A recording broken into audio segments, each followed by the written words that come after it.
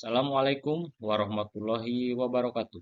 Baik, pada kesempatan kali ini kita bertemu lagi di mata kuliah Manajemen Operasional. Nah, pada kesempatan hari ini saya akan menyampaikan materi lanjutan yaitu materi tentang Total Quality Management atau bisa disingkat dengan TQM. Nah, TQM ini dalam artian yaitu perbaikan secara terus-menerus. Nanti saya akan jelaskan apa itu Total Quality Management. Di sini ada salah satu definisi Total Quality Management atau TQM atau TQC. Nah, adalah merupakan suatu pendekatan dalam menjalankan usaha mencoba untuk memaksimumkan daya saing organisasi.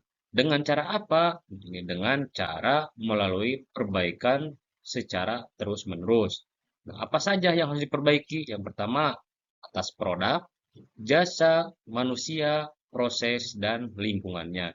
Nah, ini TKM ini adalah salah satu cara yang sangat ampuh yang sudah dijalankan di beberapa negara. Salah satunya kalau di Asia adalah negara Jepang dengan menggunakan TQM atau perbaikan secara terus-menerus.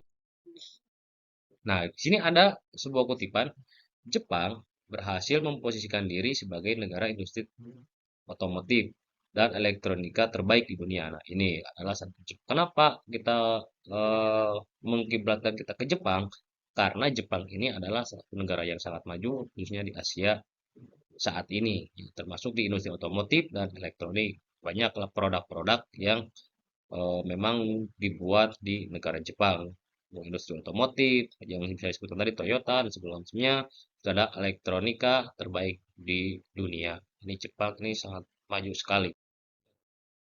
Nah, di sini ada contoh, Astra Group bertumbuh dengan pesat, menjadikan TKM sebagai sistem manajemen Astra yang dikenal. Astra disebut dengan Astra Management System. Nah, ini salah satu produk Astra ini, salah satu produk Jepang dengan Astra Group ini banyak produk-produk yang dikeluarkan bukan hanya industri otomotif, termasuk perbankan dan segala macamnya itu sudah menjadi Astra Group ya karena dia sudah menjalankan menggunakan TQM ataupun selalu menggunakan perbaikan secara terus-menerus.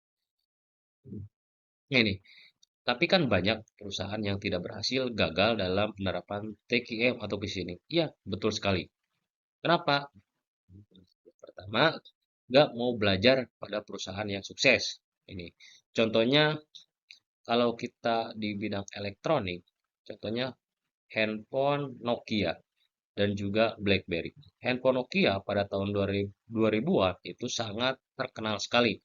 Peminatnya sangat banyak sekali. Beda dengan Samsung. Samsung itu walaupun pada zamannya Nokia dia selalu ada. Pada zamannya BlackBerry dia selalu ada. Tapi sampai saat ini Samsung itu terus eksis sampai sekarang. Ya, walaupun tidak sebesar pada saat zamannya Nokia sama BlackBerry. Tapi Nokia hanya beberapa tahun saja dia eksis. BlackBerry sama hanya beberapa tahun saja. Tapi untuk sekarang dia tidak mengeluarkan produk yang sehebat pada tahun 2000-an termasuk BlackBerry. Karena kenapa? Dia merasa tinggi dan dia tidak mau belajar pada perusahaan-perusahaan yang sukses. Dia sudah di atas angin dan dia itu tidak bisa melakukan perbaikan-perbaikan. Contohnya misalkan kalau di Samsung itu ada sistem Android dan segala macam itu tidak mau upgrade produk-produk yang dikeluarkan dan tidak bisa mengikuti zaman. Sehingga dia keteteran pada saat mau upgrade, dia terlambat dan sehingga sampai saat ini produk-produk Samsung atau BlackBerry itu peminatnya sangat minim sekali. Dia hanya mengeluarkan beberapa tahun itu beberapa bisnis saja. Tapi beda dengan Samsung. Samsung itu setiap 6 bulan sekali itu selalu mengeluarkan produk yang sangat baru. Mulai dari harga menengah ke bawah, harga premium, sampai harga menengah ke atas.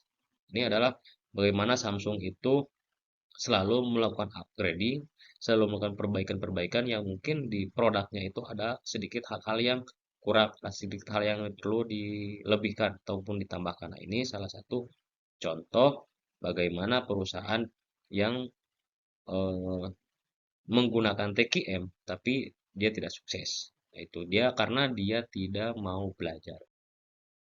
Nah, bagaimana caranya? Yang pertama, komitmen. Kita harus punya komitmen. Jadi, improvement. Terus ada leadership. Bagaimana seorang pimpinan eh, memberikan support kepada karyawan-karyawannya.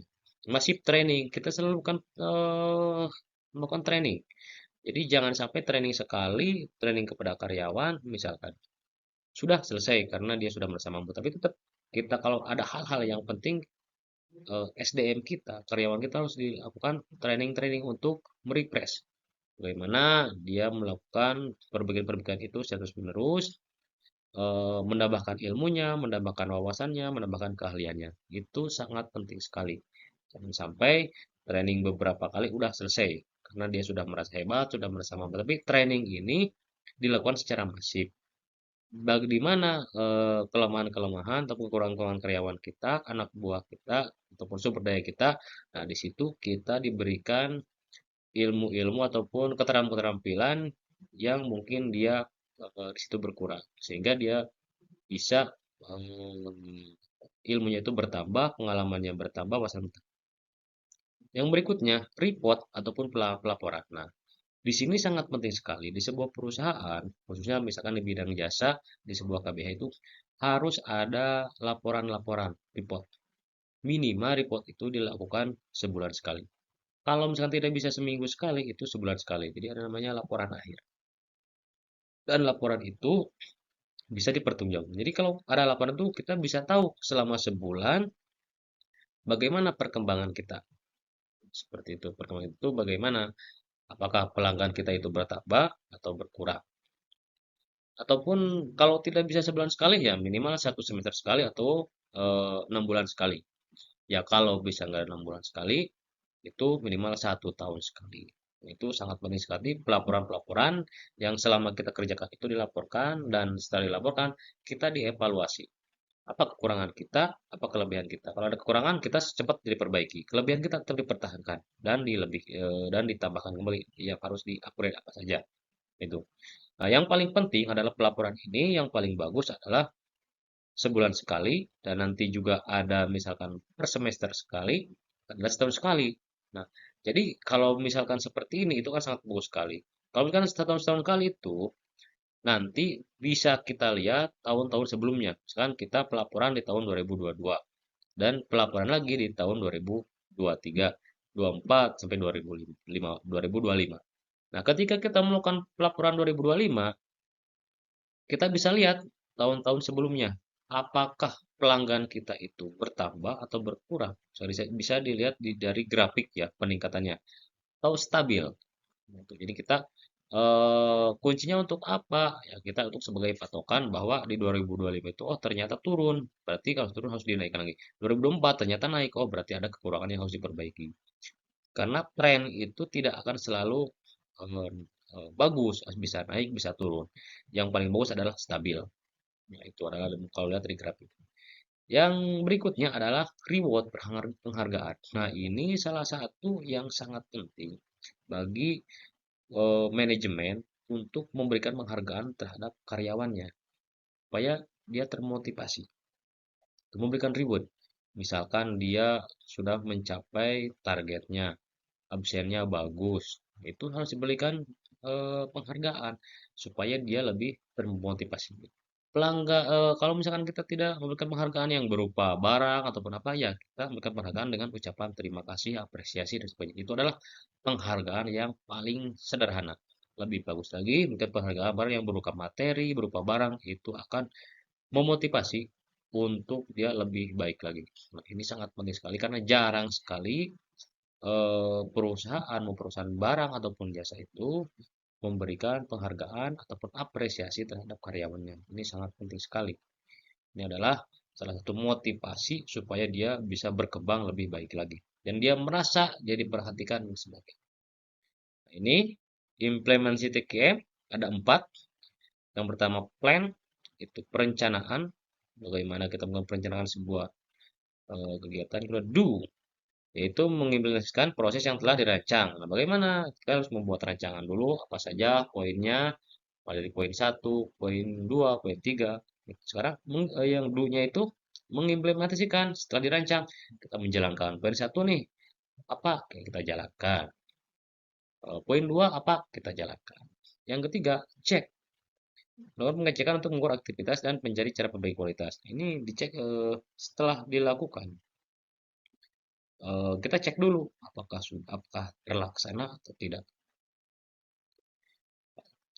apakah baik atau tidak. Yang kedua itu, yang keempat yaitu action, itu menerapkan perbaikan. Nah ini, nah, action ini setelah dicek, setelah rencana kita itu sudah berjalan, kita bisa dievaluasi setelah action itu. Apakah rencana kita itu sudah tercapai, sudah baik atau tidak. Kalau tercapai, berarti rencana kita bagus. Nah, kalau misalkan tidak tercapai, kita perbaiki apa penyebabnya, apa masalahnya. Itu yang dinamakan TKM. Kita melakukan perbaikan secara terus-menerus. Itu selalu diperbaikan. Makanya ada pelaporan itu supaya kita mengetahui kalau kurangnya di mana, kesalahan di mana. Tapi kalau lebihnya di mana, berarti kita harus ditingkatkan. Seperti itu.